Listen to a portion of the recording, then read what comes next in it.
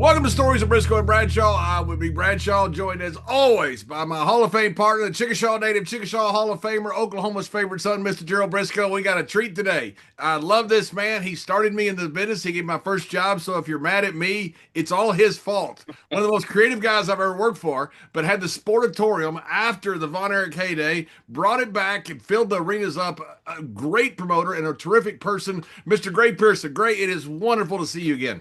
It's wonderful to see you, John. It is, and to be talking about wrestling, which is one of my favorite subjects. You know, it's amazing because you did a terrific job there. You know, they had so many different promoters, with times with the Von Erich heyday, and then when Eric Embry and Al Perez was the champion, you had a great heyday then. But the heyday that you had rivaled all of them. The buildings were full, people were enjoying it, TV ratings were good. It really had a tremendous record there. I'm proud of myself. I think one of my if I have a gift, it may be creativity, and this really played to that. I didn't have any money at the time. I was bluffing everybody always, but what I did have was creativity, and I was able to build it up from the first time I came to the Sportatorium, and that was fairly close to that time period. So we're talking about maybe 91 or very, very early 92. There were 32 people in the audience, Wow. including me, 32 people. And I brought it back to 3,800, and I was very proud of that accomplishment. Oh, well, you should be. It should be, Greg. And tell us, we always like to delve into the history of guys here on this show. Here, we go way back with historians and all that stuff. But I always find it very interesting how guys spark the sport of wrestling sparked their interest and how they got into it. I know you were working with the Von Erich boys on some of their legal matters there. Is that what got you into the business, or how did that spark ignite your passion for it? It was a way in, although I had actually been trying to get in, looking for ways to get in for some years. From representing them, I got to know Skandar Akbar, some of the other people involved. And I was really dealing with Kevin, and Kevin, unfortunately, is not that good at business, so he lasted about 6 weeks or so. Then Gerald came back in from Tennessee. Then when Jerry left, the Max Andrews, who had the TV part of the show, was desperate to have a house show. He didn't have a show. So I think Akbar or someone mentioned to him that I had shown a lot of creativity and talent in that way. So they contacted me, and I got back into it that way. Wow, you got back into it. So you had a passion before you ever really got into it. Were you a fan? Did you watch a lot on TV, or what was it? I did, not the WWE type, but the older, old-fashioned. The old school, yeah. I particularly enjoyed the interviews and the creativity, which I thought was one of the great things of it. I grew up out in Eastland, Texas, a little town of 3,200 people, and watching wrestling on TV was one of the things we did. And did Kevin, does that just end up by circumstance, just happenstance? You end up as his attorney? I represented a guy in Fort Worth named Tommy Mercer, and his sister, Jolene Mercer, was a promoter. Jolene was tied in with the Von Erich somehow, and she recommended me because they had a problem with Gerald. Right, that's when they all had the problem with it, and Jarrett comes in for a while and then leaves. So, what did you do day one? I mean, all of a sudden now it's like kind of like the car that the dog that caught the car, isn't it? I mean, you kind of want to be in there, and all of a sudden you get it. What do you do day one? Well, I was glad I caught the car. No, absolutely. I had 2 people involved with me at the very beginning. That one left fairly soon because he had frankly a temper problem, and we kind of had to let him go away. The other guy got so much tied up in his own business that he decided to leave as well. So it was really just me. But starting at the beginning, I was learning about the people, who the talent is, and what they can do. And as I mentioned to you in an earlier conversation, since I was lacking in money, I had to use every bit of creativity that I could. I brought in a guy supposedly from Champagne Productions in Hollywood named John Goldman. Let's see, whatever, Goldman, and as a promoter, and he was promoting. He first was going to make a movie about it. Then he decided he'd be a manager. He was managing John Tatum. So, and he was very, very good. He was an English teacher at UTA in the other life. I also, you may remember Maniac Mike Davis. Sure, very well. I had a deal where supposedly he had been away from his family for years, and the servants at his very wealthy family home in Atlanta were watching wrestling on TV and said, "Why, that's young Mister Michael." And they told the family about it. The family hired noted sports psychiatrist Dr. Sigmund Dietrich to treat him. Sigmund Dietrich was the political science professor at UTA. So Mike was great. I loved Mike Davis. He did such a good job with that maniac character. I mean, and the people loved him. Well, the one who played Dr. Sigmund Dietrich, when it was in the ring once, and when the action started up, and he was a little man, and it terrified him. He was down on the canvas clawing his way out. How were you received by guys like Skandor Akbar, who have been in the business forever, and you're the newcomer that comes in? Well, at first, they all viewed me very correctly as a mark, and I recognize that. And to me, one of the greatest honors I've ever received, and it wasn't anything in writing, and it's nothing that you can pinpoint specifically, but after about 2.5, 3 months, suddenly I went from being an outsider to being accepted by the wrestling fraternity. And I highly value the wrestling fraternity, and I was more than honored to be accepted. But it's not like someone came up and told me that. I could sense it. Right. And they realized that maybe I was good for the business, and I could help. And hopefully I did. And that you could help, I think that's a key ingredient there. You guys like Skandor Akbar, I mean, Skandor, he was one of the guys that meant so much to me and my brother Jack getting into the business.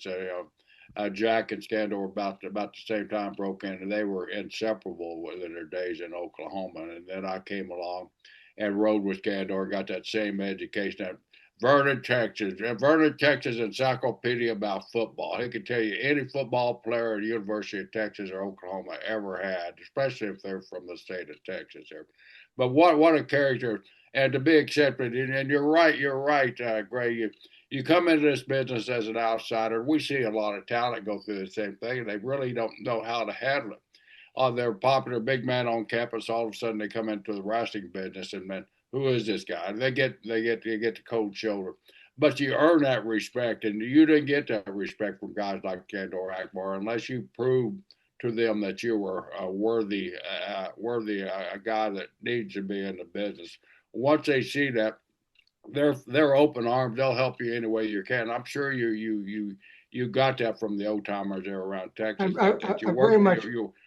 But also a part of this is that your lawyer friend and your business associates had to Gray, you're freaking crazy. What are you doing in this wrestling business? So well, let me share something that happened. I think you'll appreciate. My mother at the time, she's gone now, but she is or was Old South. In other words, she would never, ever, ever say anything negative about anybody or anything. She was that type of woman. And she came to the wrestling one time, and her comment was, "Well, Gray, it was not as repulsive as I'd expected it to be." So that was her comment. Yeah. It's great when it's not quite as offensive as they thought. Yeah, that's backhanded compliment. Did you think at the time that you could have turned it around? I mean, because it just seems like something monumental that could not happen. You had the heyday of the Von Erichs was already over. You had a little bit of another run, a little bit of resurgence, but people were trying. Nothing was working. Did you really think that you were going to be able to do this? Well, yes, I did. Because you did. I mean, it's amazing. When you look at it from the outside in, it just looks overwhelming. Yeah, you're following Elvis basically. One thing I learned, and it's an important lesson, when I came into wrestling, everybody I talked to claimed to be an expert. And if I did they were the expert. Finally, I decided, well, although it's a small amount, it's my money. If it's my money, I'm going to be my own expert. Now, that doesn't mean I didn't learn a lot from people like Skandar Akbar and Bronco Lubitsch and some of the other guys. They helped me immensely, immensely. But I was willing to listen. But in terms of making the decisions, I made the decisions. Again, it was my deal, and I was determined to go all out on it. And I did go all out on it. And I don't regret a second of it. Not a second. You were saying it was your decision, and I'm sure. I mean, we all get in that position where we want it to be our decision, but finally, when you get that decision, and it comes to you and you only, you got to have confidence out there. Was guy? Did you have anybody? I mean, you're still a newbie in this business. You're still trying to make relationships. Who did you have in the business that you could kind of shoot ideals off of, that is this okay, is this acceptable, or was you just your own sounding block? It was pretty much just me, Jerry. Wow. Uh, That uh, makes it even more amazing, Greg. and I had to say that I'm very fortunate that pro wrestling is, at least when I was involved, was one area where you did not have to be politically correct. I was very politically incorrect a lot. Yeah, we had a lot of fun there. I've been blessed to work a lot of places, and a lot of reasons because of you two guys. You hired me first, Gray, then Mr. Brisco hired me in WWE. The Sportatorium was incredibly well run. It was incredibly well run as a territory, as the booking agents, as far as creative. When you sat down with creative, when you first started to work with creative, did you have an inner circle that you had with Skandar Akbar part of that circle? To an extent. But I had to learn, for example, once we were at some point, Max Andrews had a problem, so he could not continue with the television. So I picked up the television. And as part of that, even before that, I had to learn how to write the scenarios so that they could film 2 shows in one night, because that's what they've been doing to save money. And that was very much a learning process. But I wanted to organize it where that I could understand it, they could understand it, and it wasn't slapdash. The time I came when it was like 32 people, as I mentioned that earlier, they had a deal where somebody's supposed to be angry at Akbar because the price of gasoline was so high. I mean, it was pathetic. And I talked to the heels, and I said, look, number one, I would give the fans plenty of reason to hate their guts. So that was not a problem. But I said, do not go out there and talk about all you people. You look for someone on the 3rd or 4th or 5th row at random, and you point them out and you go after them personally, because that will scare everyone, because now everyone is in danger of being singled out. And that works spectacularly. And you're right on that. That was the key to a lot of great old school hills. They would, you got a crowd of 5,000, but you could always pick that one guy or one lady out in the crowd, 2nd, 3rd, or 4th row that you could get. Killer Carl Cox, who I saw you had on your show a few times, was one of my favorite all-time characters. Killer was a master at that. I mean, he would pick this guy out, this big, fat, overweight guy out in the 3rd row, and he'd belligerent him until the guy couldn't handle it no more. Well, Jerry, we had a fan we called Fat Tammy, and I think she probably called herself Fat Tammy. She was quite overweight. And I had a deal where Brandon Baxter, who was the young timekeeper, we're going to turn him bad, all right? So the deal was that we would have Tony Adams go pick her out and really start in on her. And then when she, to the point that it would aggravate her to get her to attack, and then Brandon would try to run in and protect Tony, and then cause Tony to kiss Brandon, which would get Brandon's hormones going. So that would help turn Brandon bad. That was my background. Well, Tony started saying, look at you, you big old hippopotamus. You're not just you're an ugly hippopotamus. You're looking at me saying, every man wants her. Nobody wants me. Boo-hoo-hoo. because you're big as a bus. And finally, Tammy had enough. When she attacked like a hippopotamus. Brandon got in front of her, and she just picked him up and tossed him. So it got dangerous. Real fast.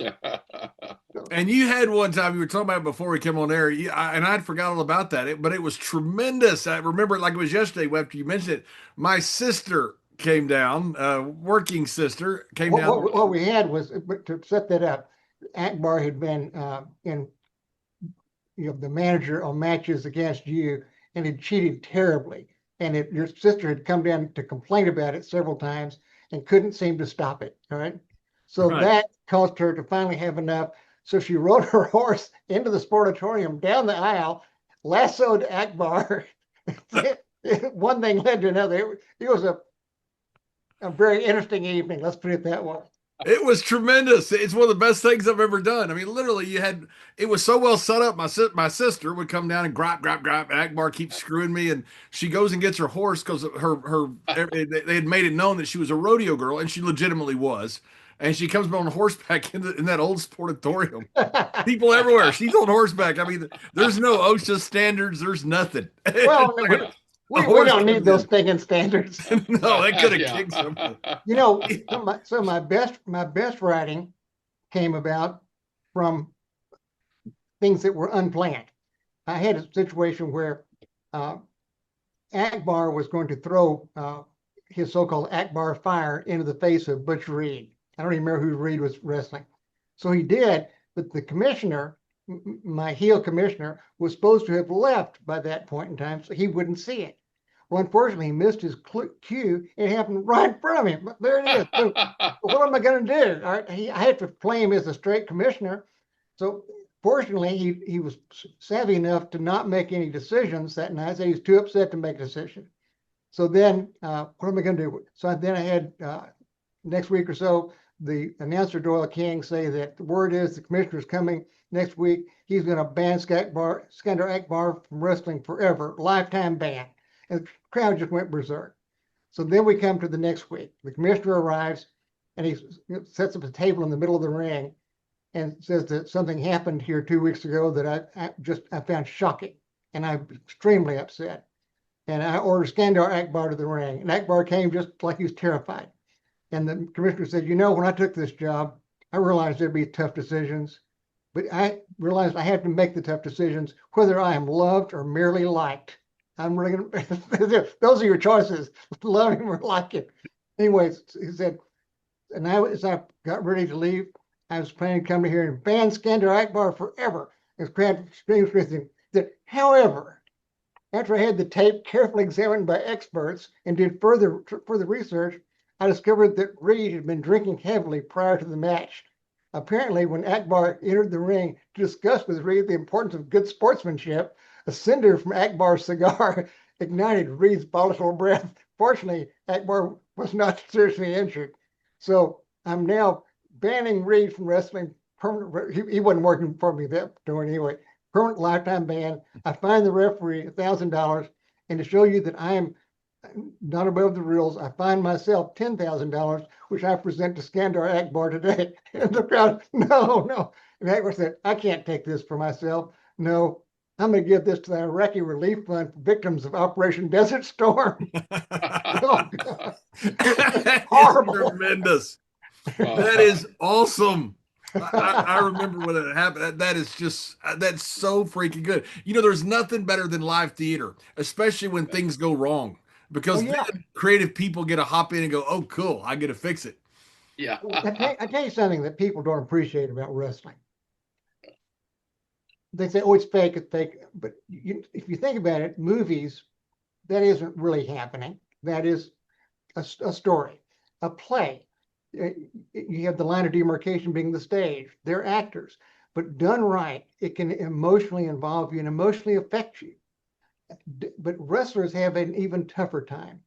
They have to play it straight all the time.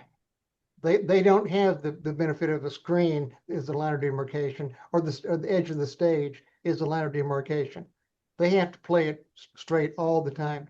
And good wrestlers are both excellent in terms of athletics and the ability to stay in character correctly and permanently. And I would have brought something up. Jerry talked to me right before the show, and he goes, "Were you there for the bungee match?" And I said, "No, I wasn't." I said, "But I heard all about it. I watched it today on YouTube.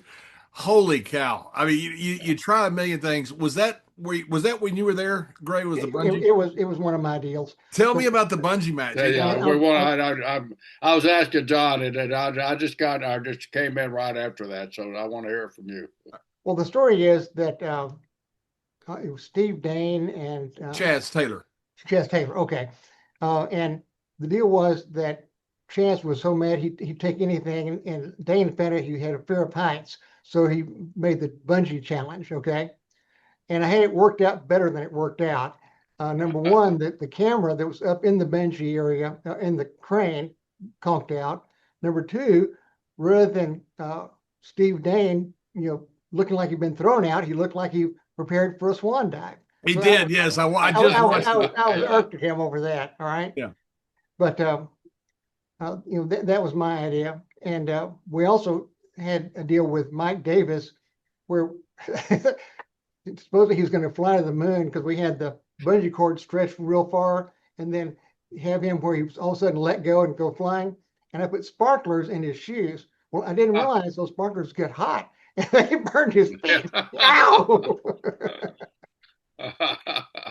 It's what's great about that is because Mike was such a good guy, but he's like a typical old wrestler, and I mean that in a very nice way, like Black Bart and Mike. They love to gripe about stuff. Yeah. So if their foot catches on fire, they're going to spend the next 6 months bitching about their foot that got on fire because they enjoy the art. They enjoy the art of bitching.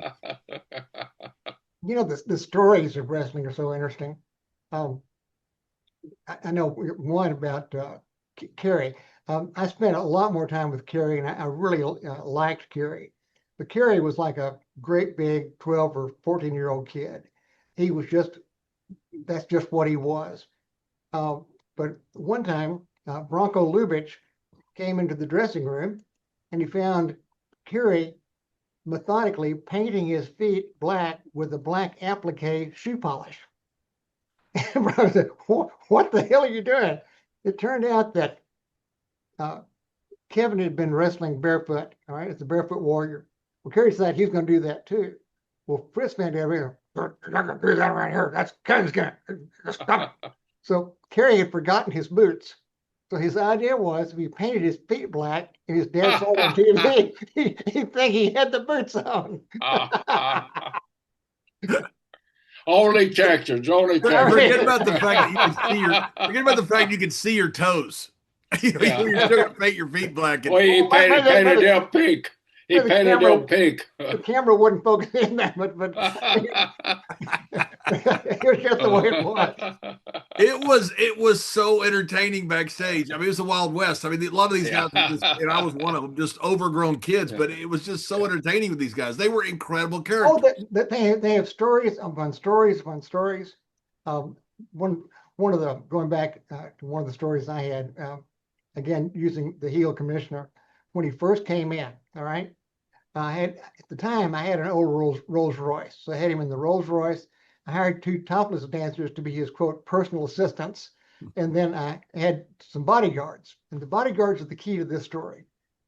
So he came in, he gets the mic, said, "Look, you got a problem, you bring it to me. Bring it to me. We're going to clean it up. Got it? I'm not going to put up with this stuff anymore. I'm not putting up with it. Come on." So he said, and believe it or not, John, 2 or 3 of the wrestlers came down to introduce themselves, thinking he was a real commissioner. So, wow. Anyway, so he was there, and at one point he said, "Hey, ref, open fist, come on, oh come on, ref." Like, well, maybe he's going to clean this thing up. So then he made it very clear he's not going to tolerate any cheating. So a match starts with Sam Houston and Mike Davis, Mike being the heel, all right? So the commissioner and entourage leave to go to the office or something. Okay, while they're gone, Mike Davis somehow gets a hold of a chainsaw and tries to attack Sam Houston with the chainsaw. He chases the 4 old fat ladies around the ring. Well, finally, Houston manages to get him back in the ring and manages to get that chainsaw away from him. And wouldn't you know it, that's when the commissioner walks back in and sees Houston holding the chainsaw. He said, all right, put it down.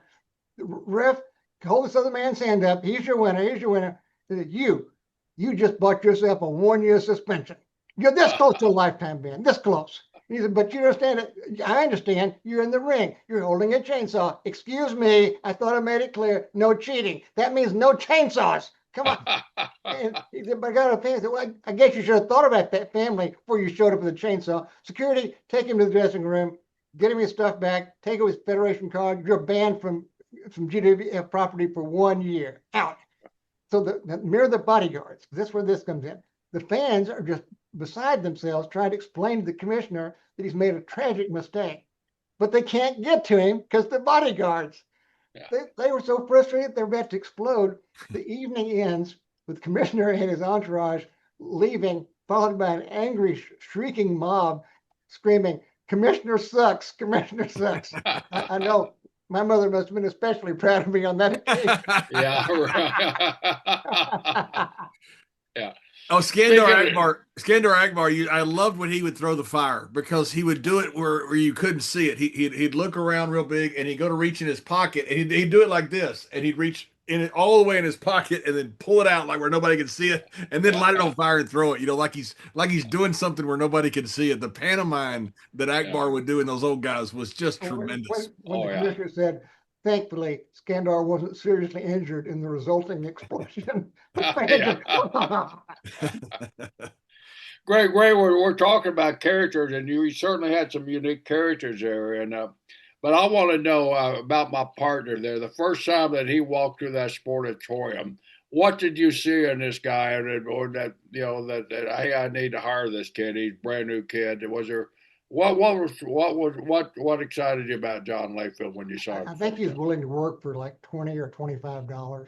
Yeah, that's what it was. That was it. That would excite any promoter. I get this kid for $20. No. John had quite a bit of talent, and he had a partner. John, what's the name of your partner? I don't even. Bobby Duncombe. Oh, okay. Bobby Duncombe. Yeah. And anyway, they did quite well, and we needed a good baby face, tag team, and this gave us one. Yeah, we had Bobby was such a talented guy. His dad was a great wrestler, and Bobby was started 4 years at the University of Texas. Unfortunately, it was 4 years where they didn't beat Oklahoma, and well, that's 84 years. And Booker T knew about that and reminded Bobby of it every Friday. Well, I hope that you didn't get worked to death because I had to use you guys a lot because you were my tag team babyface. So. Oh, we loved it. We all we wanted to do was work. That's all. We loved the business so much. We were just trying to find work, and we found some. It was so happy that anybody would hire us, and to be able to go out. We'd go out there 10 times a night if we could have. So people said, "Well, you can't get a legitimate job, but that sucker Pearson might bring you on." Hey, we both did pretty well from it. We did great. Yeah. When things first started getting well, how quick did things start taking off for you there, Gray? Because by the time I got there, the buildings were full. We started in June of 1992. And one of the things I did was have tons of complimentary tickets at the very beginning, just give them away, fill seats, just anything, get people in there. One of the most interesting things that happened, I don't know if you were there at the time, but in 1992, George H.W. Bush is the president. All right, he ends up running against losing to Bill Clinton that year. But the Republican National Convention was in August, and it was in Houston, Texas. Well, I got a call from the Secret Service about this deal, and what happened, it was the Bushes had invited some guy from Saudi Arabia. Well, the guy had a harem of like 40, 50 women, all right, and he wanted to come to the Sportatorium before he went to the convention in Houston. So I got the Secret Service working with me to get the guy in there. So all these women come in with these full burqa things with just the eyes showing, and they they stayed for about an hour or so, then off they went. But it was a very unusual episode. Wow. No, I got there in September, so I got there right after, about a month after that. I think I Oh, started in okay, September okay, of '92. okay. Unbelievable, because that Sportatorium was in a bad area. So you got this sheik coming down there with, or whatever he is, with all this harem of women coming into the hood in South Dallas. John, the first time when I was in college, I came up to Dallas and thought, well, let's go to the Sportatorium, and drove by, and it looked so scary. We didn't stop and go in. Wow. I It had was no horrible. idea that I'd be running the show there in a few years. Yeah, it was horrible. We had that liquor store across the street that you had all the homeless guys at. It was a rough neighborhood. And it was always getting held up. I mean, That's right. it was That's a right. rough area. Yeah. But you know something? I never had a problem. People messing my car or anything like that. These people did not have any money, but they were good people. And one of the things I'm proud of is that before I arrived there, they were getting sued all the time for somebody slip and fall, or the Sportatorium was like, a PI lawyer's dream. Yes, it all the was. dangers there. While I was running it, we were not sued once. And the reason was, first off, as opposed to ignoring them, I would bring them up to the office, give them tickets, talk to them. I would also have them give them this very lengthy questionnaire to fill out that most of them were too lazy to do, and I knew that. So, but I was always nice, and if at all possible, I'd find a way to blame their fall on some heel wrestler. Yeah. Sometimes the connection was very, very tenuous indeed. But then I'd say, it's like someone's going to Japan for a month. I said, okay, you're banned for 1 month for what you did to this nice fan of ours. And the fan would be so proud. The wrestler would say, you did this, I'll get you someday. And of course, they would just make them happier. So Right. it worked out well. But I was not sued once. Wow. Growing up in West Texas, the Sportatorium might as well be than Taj Mahal. That's the one place I wanted to be, because I got to see Fritz, and I got to see when Kevin debuted, and then David and Kerry. So being at the Sportatorium is bigger to me than being in the Garden. I didn't know about the Garden. I knew about the Sportatorium, but Now, that place was an absolute dump. It was horrible. Right? But you know something? I loved it. It was just goofy as it could be, but I loved it. Where did you grow up? Sweetwater, Texas. Well, I was born in Abilene. So I was born in Abilene also. I was born in Abilene, and in first grade, my parents moved to Sweetwater. Were you born at Hendricks? I was Hendricks Hospital. That's right. Wow. We're blood brothers. Okay. Yes, sir. We are. We are. Little West Texas. Yeah, born in Abilene, grew up in Sweetwater. Yep. Did you grow up in Abilene? No, I grew up in Eastland. Right. My father was a car dealer, and he was in Comanche at the time that I was born. But by the time I was 3, we'd moved to Eastland, and that's where I grew up.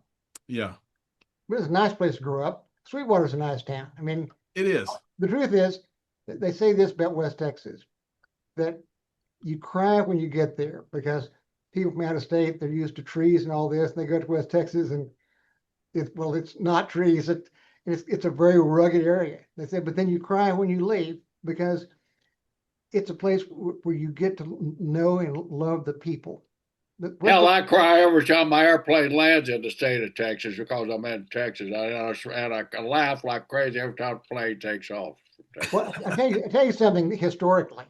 The reason that West Texas is known for friendliness, it goes back to the days of the pioneers.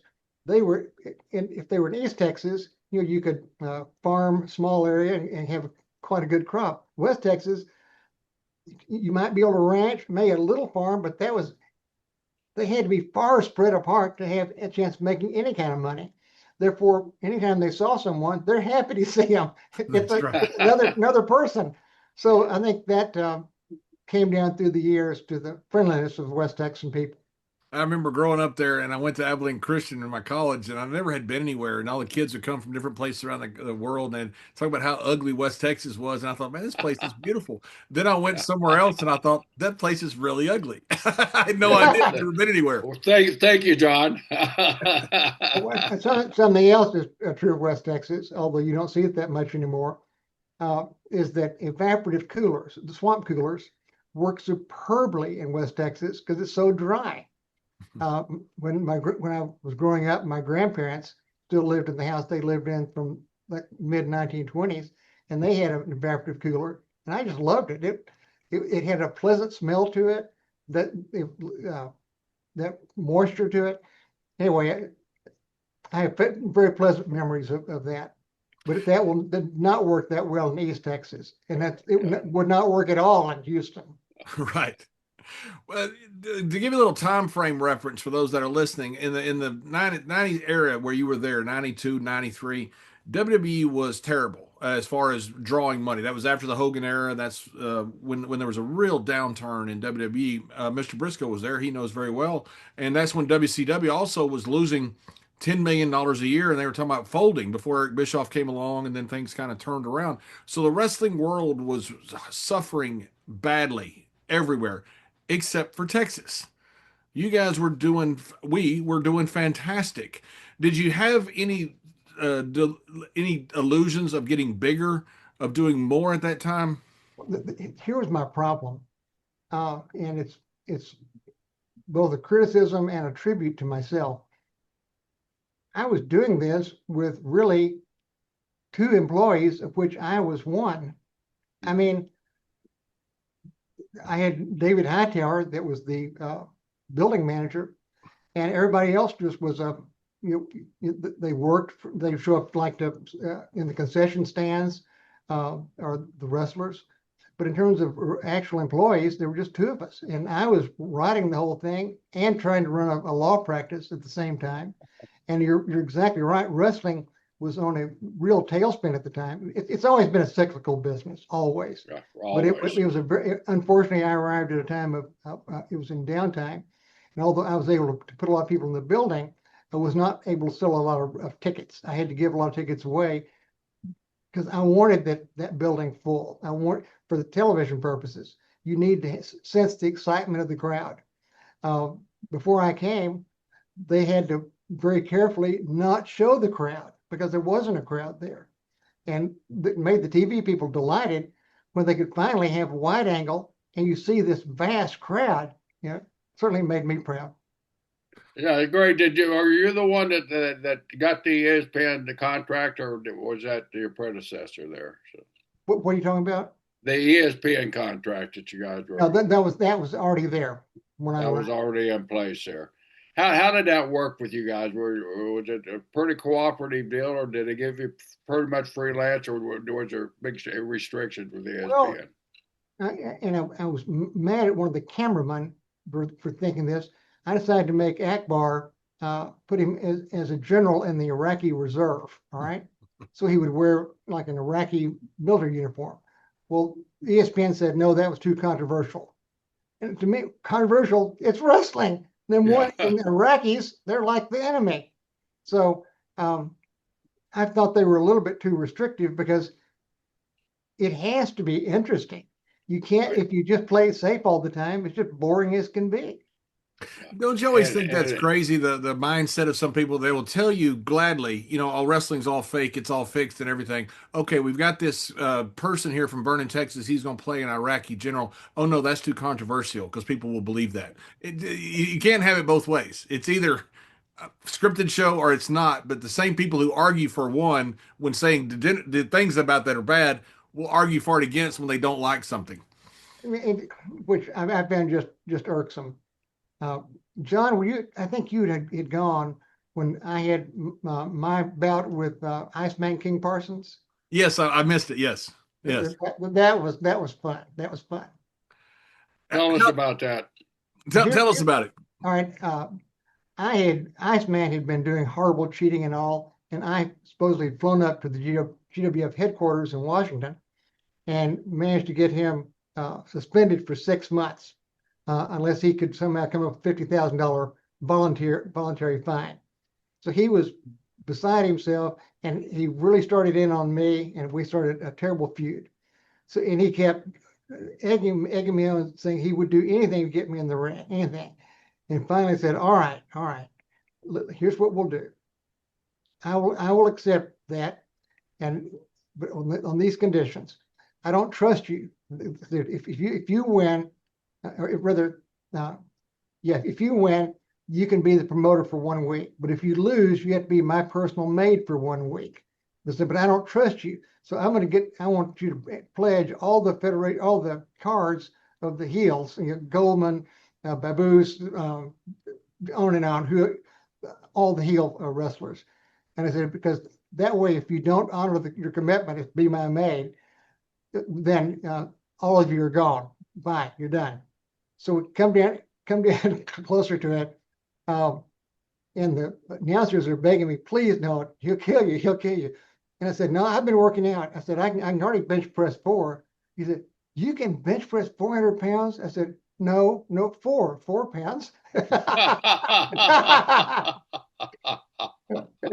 Anyway, we get to the big night, and I come out with boxing trunks, and I have tennis shoes on with socks that come up my calf with the stripes around them. It's just ridiculous. And Iceman said, that's his secret weapon. He's trying to make me laugh so much I can't wrestle. So I then made sure the referee got him committed to the match. And I said, now read the contract. I said, well, the Iceman's going to wrestle the president of North Star Promotions, blah, blah, blah. And I said, well, Iceman, I got news. I'm no longer the president.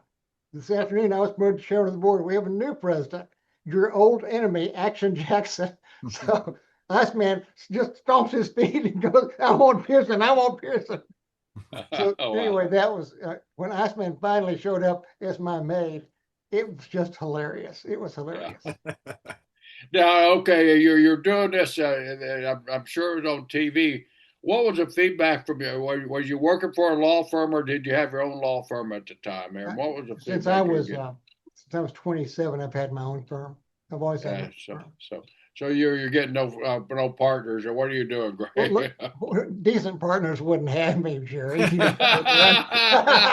I love it. Greg, you mentioned it. I don't want to get into the economics. I don't want to get into any personal finance stuff as far as the Sportatorium or anything like that. But you mentioned giving away a ton of free tickets, but you were getting parking and all the concessions. So overall, was it a pretty good business model to get that many people in there, knowing what you're getting from that and from a full TV? I stayed alive on beer. Beer sales are the one beer sales, yeah. Good profit area for me. Very good profit. Right. So the idea of giving away a ton of free tickets worked. It worked. I mean, again, we had people there. At one point, we had a deal where Akbar supposedly sued me and the Sportatorium and the GWF, saying that he was being discriminated against because we were playing the American national anthem, but not the Iraqi national anthem.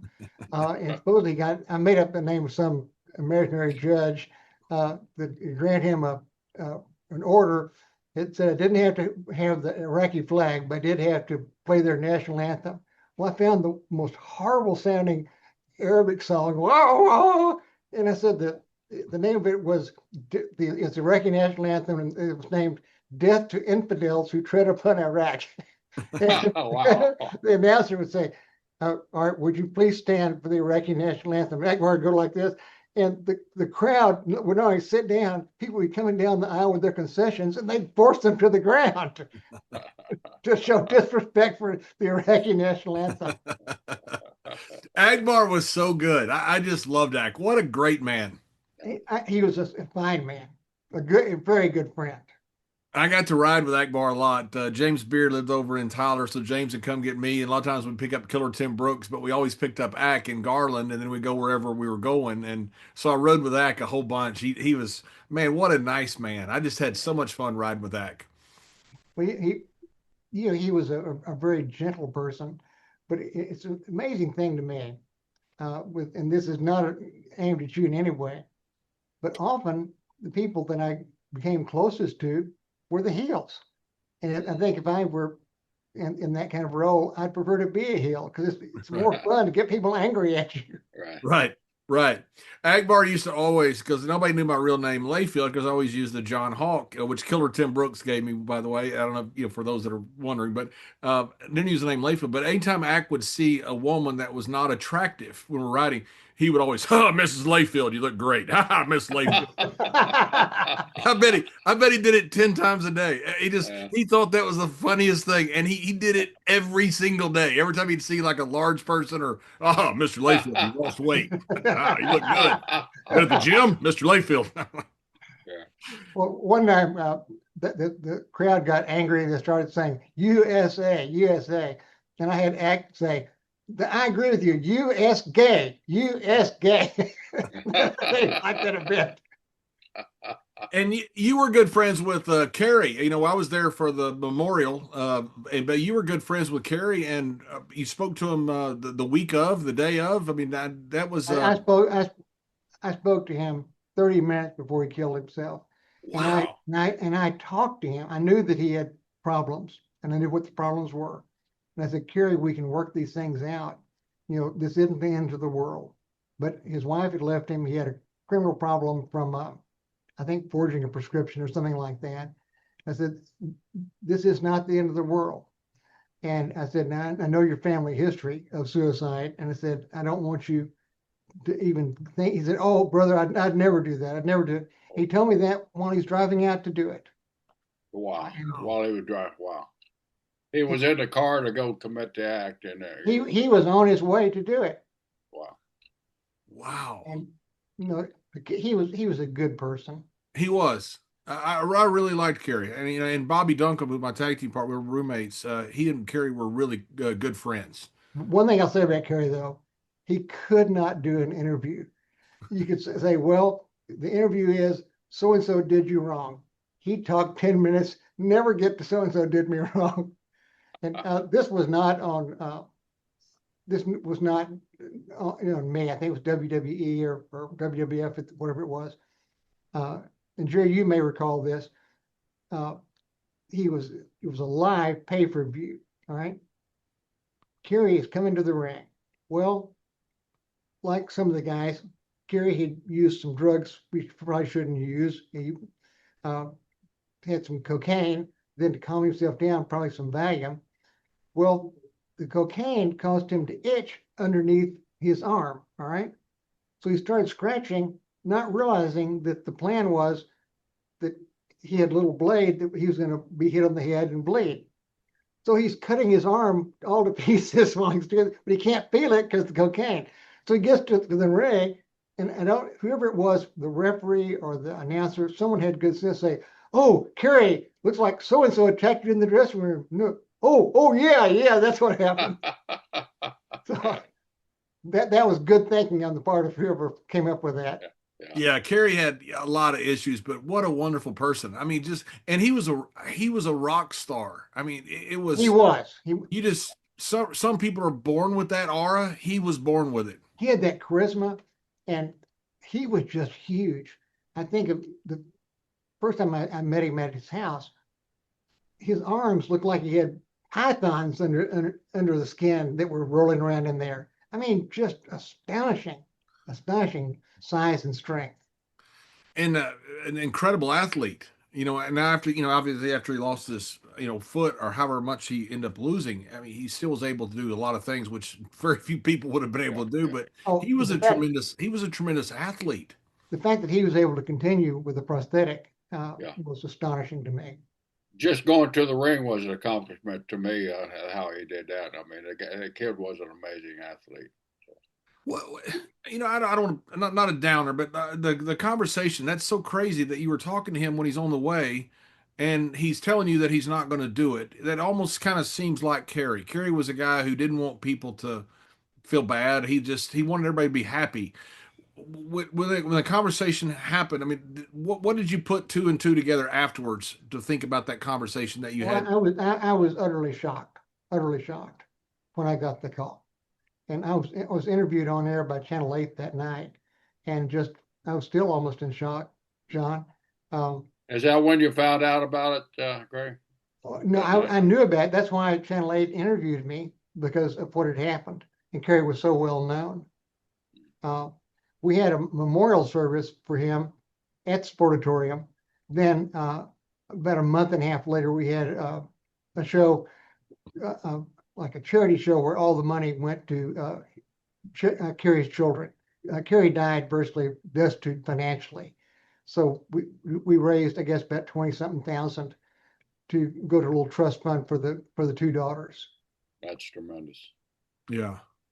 And the conversation, was he normal? Was he I could, talking to you? if he had been otherwise, I think I would have picked up on it because I spent a lot of time with Kerry, a lot of time.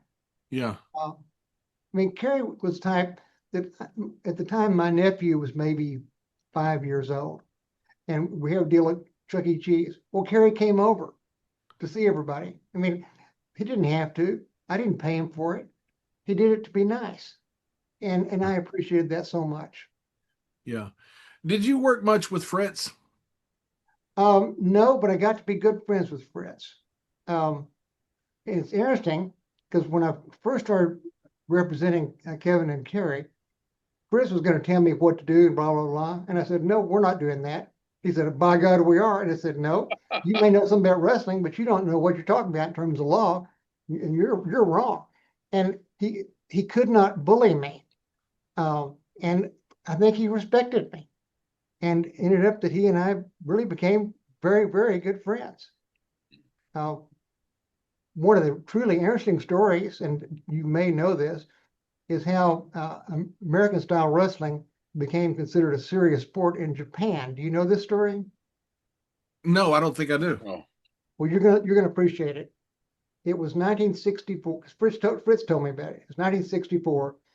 The big organization then was the NWA, the National Wrestling Alliance. Okay, Fritz was holder of the heavyweight belt at the time. The major famous sumo wrestler of Japan was retiring. The promoter in Japan thought it'd be great to have him wrestle the American champion. All right, so they offered Fritz $10,000, which was a huge amount of money. You know, it was a new Cadillac and a half in 1964. All right, to go over there. So Fritz went over and he started getting ready, and he put on his outfit and said, no, you have to wear this. I said, well, that's nothing but a diaper. And they said, well, you have to wear it. He cussing away. So he put his boots. No, you have to be barefoot. He said, well, I got tender feet. They said, well, that's too bad. He said, well, $10,000. Oh, okay. So he said, going down to the ring, that's where that people were laughing at him. Here he was with white butt cheeks hanging out. And he was humiliated going down. He said, the way it works, they have like a clay circle, and whoever either gets knocked out of the circle or touches the clay loses. Said that they got down there, and there's a man that holds it like a tennis racket, and he holds it between the two fighters. And then when he pulls it back, they're supposed to go to it. Okay. Well, the guy was there, they're getting ready to go. Then his opponent, the sumo wrestler, goes, no. And he goes over to this little Shinto shrine, which it's connected with the Shinto religion, and bows and carries on and throws some salt and stuff, comes back, and the referee, if you will, gets ready to pull the racket. He says, no. He goes back and does that again. All right.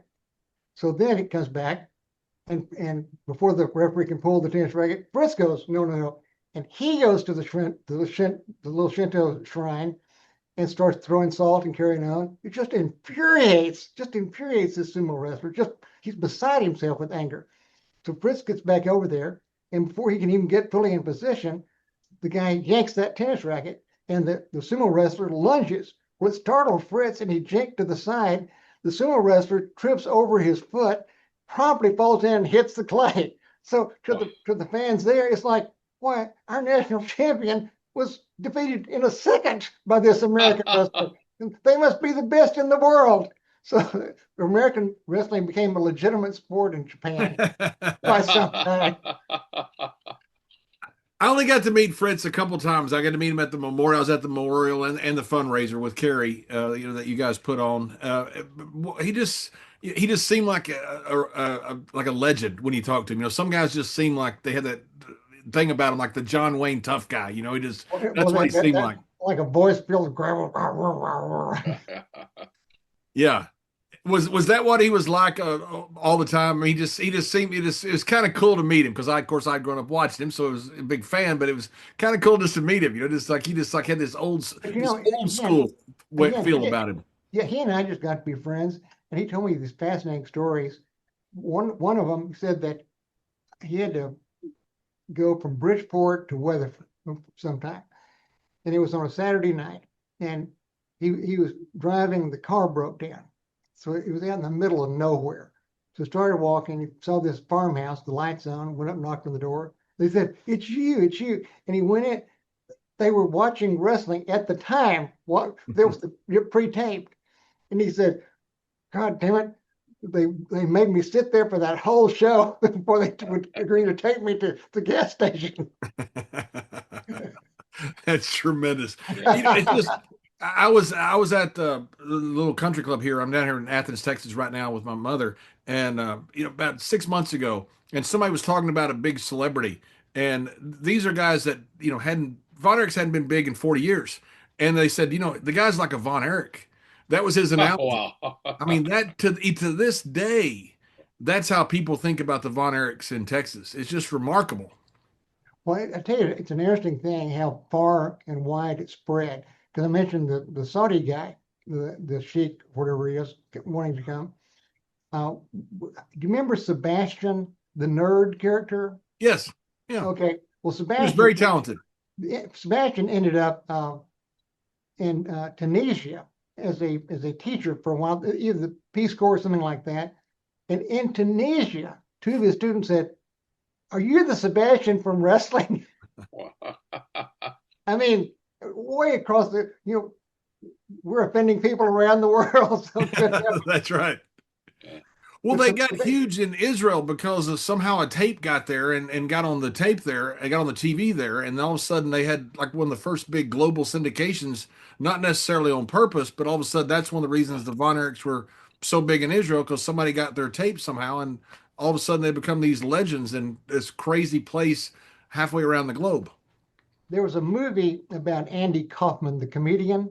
Mm-hmm. And I can't think of the name of it, but in that he goes to wrestle, or he's going to wrestle women or something, and they use GWF, and they even use some of my music, because I tried to use music that was past the copyright or whatever. Right. If you remember, I had the stupendous colossal Kongs, the real fat guys. They were great. Big mask, huge guys. Yes, yeah. yes. Ended up in WCW for a little while. Really good tag team. And as they would come in, I played music from Romeo and Juliet. Boom, boom, boom, boom. And they played that in that Kaufman film. So, imitation is the sincerest form of flattery. So I was flattered. Yeah. Certainly. So when you're starting, your show had a lot of innovations for at the time, that a lot of even nowadays that a lot of companies are using. I read where you hired a production company from California to come in. Did they kind of lead you through production? Did you have that vision where you wanted to change what No, people were there saying? was no production company. That was just a work. That was okay. Well, you got me. So you were the production company. I was it. I was it, and I had a picture of a building that I superimposed GWF on. That was supposedly the GWF headquarters there in Washington D.C. Yeah. And I occasionally would give results from Montreal and someplace in Europe, as if we were having matches over there, which of course we were not. So you fooled a lot of us guys that were in the business, which is fantastic. But you're watching your show. These innovations that you were coming up with. I mean, cutting backstage when something's going on, that instead of we'll join it later, you would immediately cut back there, jump cut as they called it back in those days, to the action going on backstage, and somebody pulling apart or pulling a bad guy off a good guy or vice versa like that. Those were all your innovations, and you were just changing the way we saw wrestling on TV, right? Well, yeah, they were. And again, I had to be creative because as opposed to spending money. I had one guy, and I can't think of his actual name, but I renamed him Francis Buxton. And he first came in, he was great talker, all right? He couldn't wrestle worth a damn, but he's a good talker. and had long blonde hair. So he came in and said, "Yeah, they call me Butt Kicker Buxton," and all this. And then the announcer said, "I seem like I've seen you before." Finally, after 2 or 3 shows, I know you're Crybaby Buxton. No, no. So anyway, time for him to wrestle, I had him introduced by his mother, an older woman that came in, and she got in the ring with him, and then took her handkerchief and spit on it and cleaned her anything like you were a little child. And the other wrestler, started getting him. He started crying. "Oh, no, no, no." And the mother came back and said, "Why are you being so mean to my baby? Please stop." And it's wrestling, man. Well, he was talking to her. Francis goes over and grabs the ring bell and then honks him with the ring bell. "Mama, I won. Yeah. I was dating a girl at the time, and had her daughter and had some cute friends. So they all came, and I had them be his cheering section. So when Francis came in, they yelled, "We love you, Francis." And the announcer was like, and even Francis pulled his eyeglasses down, or like, what are they cheering for me? And the announcer said, "What are you doing? You like him?" I said, "Oh, yes, we love him. He's wonderful." Said, "Now, did Mrs. Buxton hire you?" "No, well, we know her, but no. I said, "Well, why do you like him?" "Because he's so sensitive." He was a great character, Crybaby Buxton. What a good character, and he played it so well. But the mother was really good, because people thought she really was his mother, and they felt sorry for her. Once I had Doyle King read this letter that Francis brought to him to read, and it said it was a letter from Francis' mother. It said that she'd been very concerned that the fans had been calling names, and it was Francis' names, and that was wrong. And it's never right to call names, but if they feel like they just have to call names, encourage them to call him more appropriately, such as "Our Champion" or "Mr. Wonderful." Said, "Now, Mr. King, this part is for you only. Do not read this to the crowd." So he keeps reading. It said, "This whole thing has been so upsetting to Francis, it's even caused a recurrence of his bedwetting problem." And I said, "No, don't read that." That's so good. When you get out of wrestling, like me and Mr. Briscoe have, and you have Gray, there's nothing like live entertainment. People always say it's kind of like mainlining drugs. There's nothing like that live crowd when things go well. You had this incredible run. Do you miss it? I miss it every day. Again, it was a highlight of my life. And a lot of people, and I would include myself, before that, I did well in the things I did, but I never went full out, all out. And maybe it's a psychological thing that if you go full out, all out, and you fail, then that means you're a real failure. And that there's a psychological condition for that. But in wrestling, I went all out, flat out, to the nth degree. And I don't regret a second of it. I'd do it all again at any cost. Did you ever think about getting back? Was there ever a tempting time to come back in and do something, or think, "Hey, I'd like to put some partners together and buy this or do something"? Well, I did think about it a number of times, but I had my obligations to my work, and I got married in 1998, and I would have probably lost my wife if I'd gone back to wrestling. Yeah. So a lot of them did. And that it might have been a close call, but then again, that's not what happened. Yeah. Right. Great, Greg. I got one more question that I found real fascinating as I was doing my research today. Your announcer that thought he was Elvis Presley. What brought that on? And tell us a little bit about that. That was good.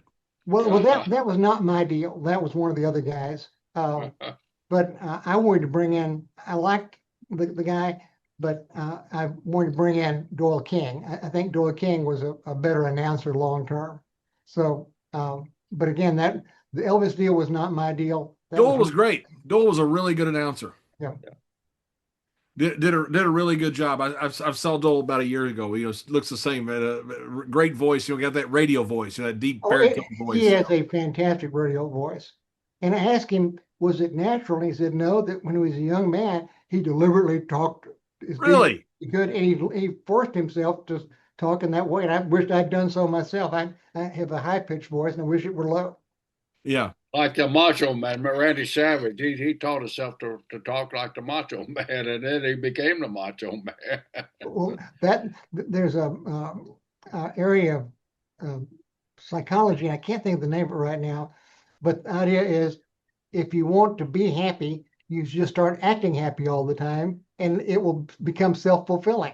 And there's a lot of truth to that, that you can sort of become what you want to become by acting. You act your way to the point that it becomes real. And Gray, when the run is starting to end there, what was it that got you out? Was it just that you had done everything you could do and there was no more you could do? What was it that was the final moment? Money. I simply couldn't afford to continue because I had the Sportatorium. I had to certainly pay rent for it. The electric bill was huge. There was no insulation. There was none. There was nothing. There was no air. There was no air conditioning. Yeah. Well, there were swamp coolers that worked a little bit, but again, the electric bill, just running the lights, it was burdensome to say the least. Yeah. But the thing is, and I had commitments in my law business that there was not enough of me. Right. Right. And if I'd been, I regret that I didn't arrive at a different time, but I'm so happy that I arrived at all. Because so many people dream of things and it never happens. At least it's like in Casablanca, at least we had Paris. Correct. We'll always have Paris. I'll always have the Sportatorium, and it was a great time of life. And again, like I said earlier, I don't regret a second of it. And when you was you there when the ESPN contract expired and you wasn't renewed? Was you? Yes. Or was that kind of the domino that started? No. Because at that point in time we were not big on local television. I was able to get us on Channel 11 in a good spot. So no, that was not the death blow. Great. When you look back at it, wrestling in Texas, I mean, it's just huge, from, Paul Bosch down in Houston to the Guerreros in El Paso to the Funks in Amarillo to Blanchard in San Antonio to Fritz and Ed McLemore first in Dallas.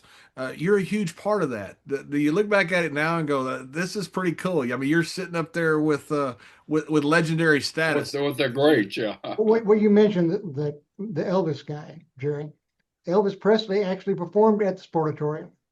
And his great Hank Williams Sr. performed at the Sportatorium.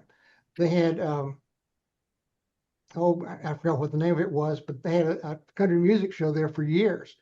And it was very, very famous at one time.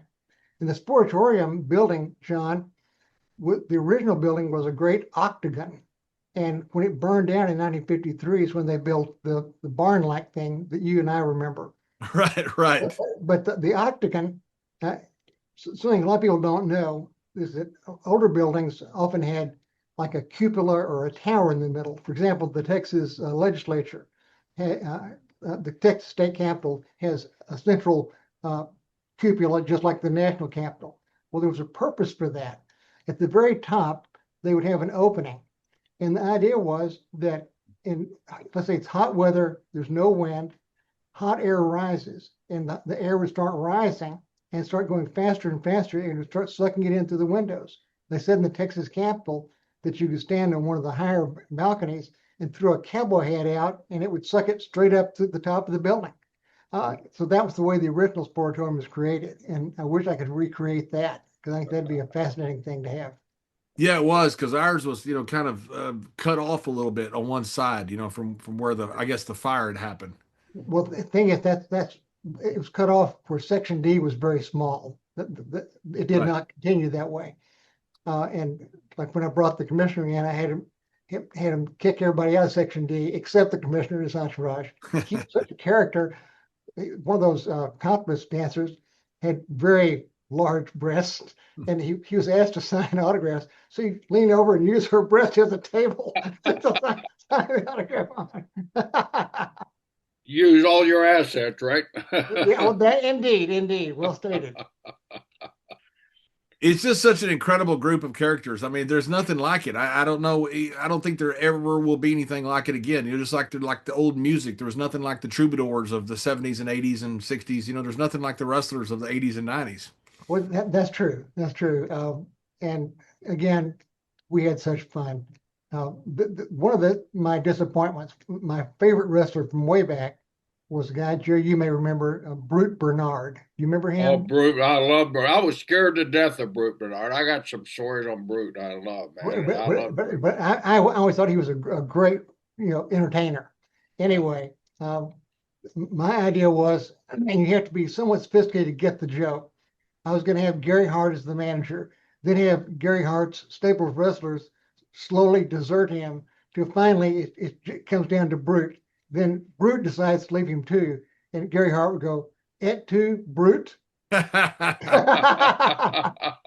you have to have a certain degree of education to get the joke. That's right.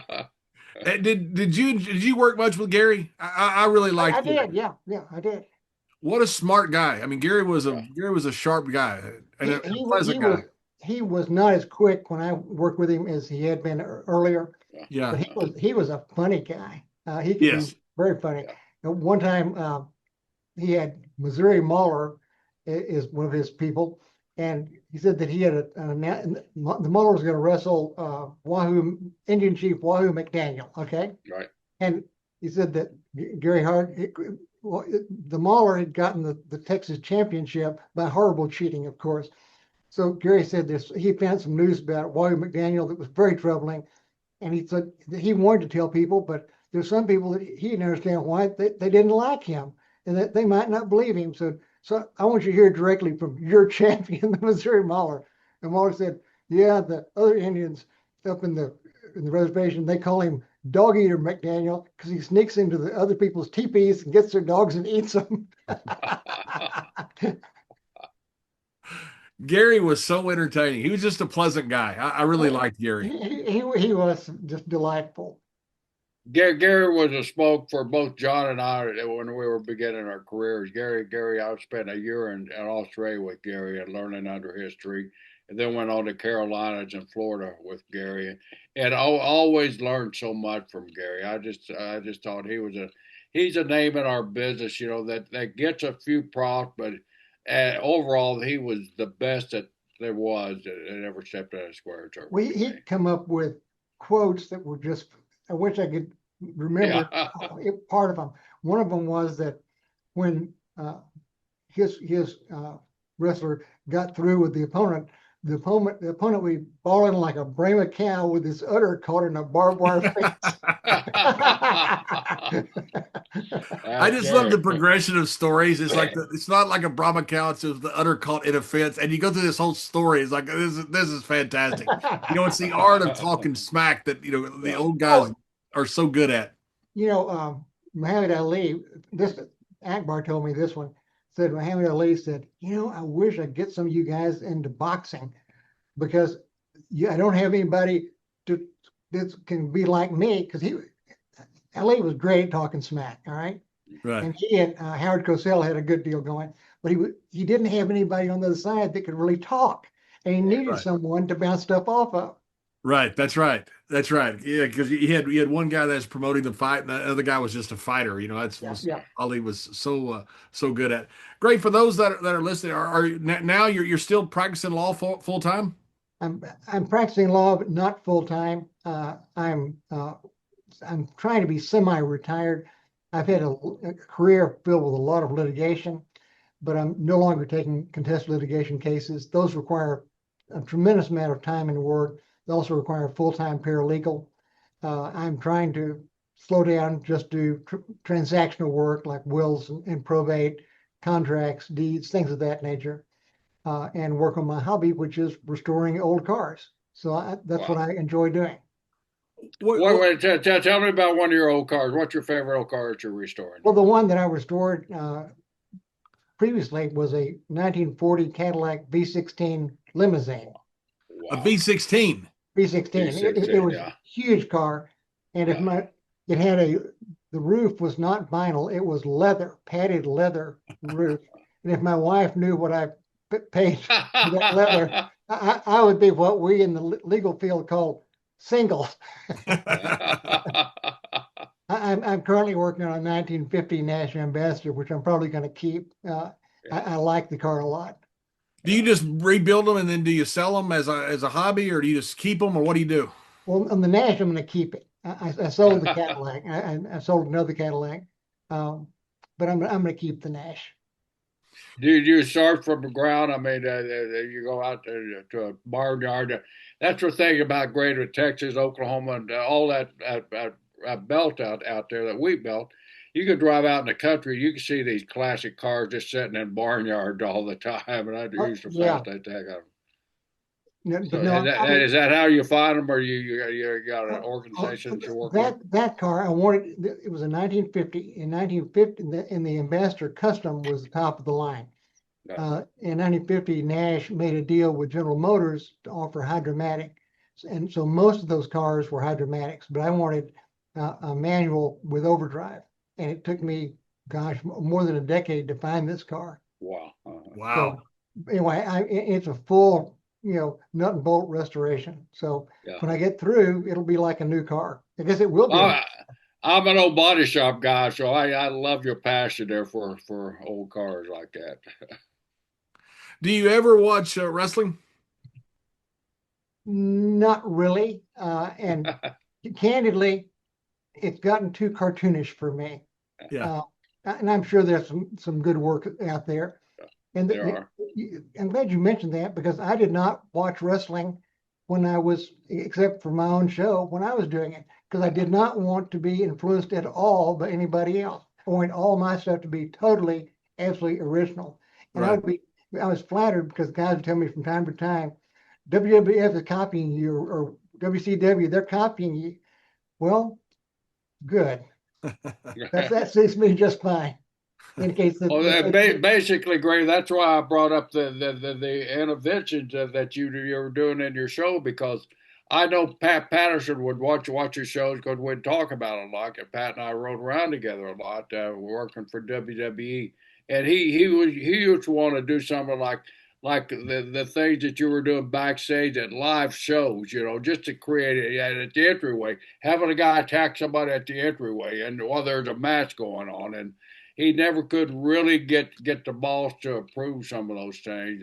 I think because he didn't want to copy you so much. But Pat was a big fan of yours, and really, really bought into a lot of stuff you were doing backstage. So your time in the business was very creative and very innovative, and I, for one, appreciate that effort that you put into our business.